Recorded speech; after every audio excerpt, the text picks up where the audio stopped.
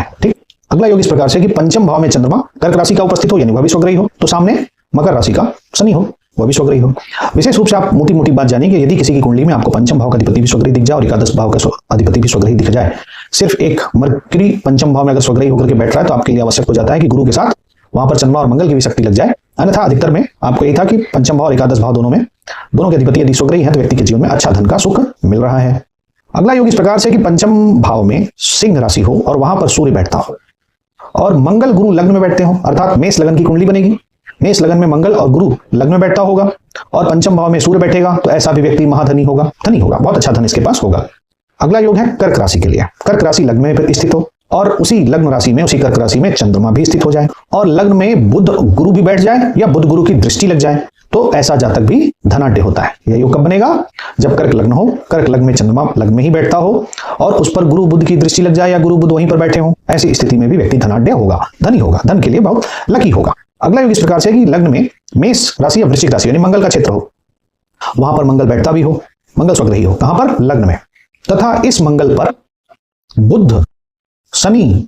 और शुक्र, बुध शनि और शुक्र की दृष्टि लग जाए या ये तीनों ग्रह वहां उपस्थित हो जाएं, तो ऐसा व्यक्ति भी धनवान होगा। और अगला योग इस प्रकार से है कि बुध का क्षेत्र लग्न में हो, अर्थात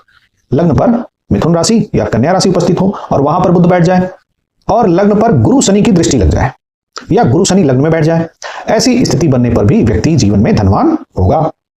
अगला योग इस प्रकार से कि शुक्र का क्षेत्र हो यानी कि तुला राशि वृष राशि लग्न में हो और वहां पर शुक्र बैठता भी हो यानी कि लग्न स्वग्रही हो गया और लग्न पर शनि बुध की दृष्टि लग जाए, तो यह भी व्यक्ति के जीवन में धन देने का योग हो गया। तो शनि और बुध की दृष्टि से भी धन मिल जाता है, ये भी विशेष कॉम्बिनेशन है, हमें याद रखना चाहिए। अगला इस प्रकार से है कि शनि का क्षेत्र लग्न में हो यानी कि मकर राशि या कुंभ राशि लग्न में हो और वहां पर शनि बैठ जाए यानी कि लग्न स्वग्रही हो जाए और लग्न पर मंगल गुरु की दृष्टि लग जाए या मंगल गुरु लग्न में बैठ जाए, तो इस योग में भी व्यक्ति के जीवन में धन का सुख उत्तम है, ऐसा व्यक्ति भी धनवान होता है। और धनु राशि और मीन राशि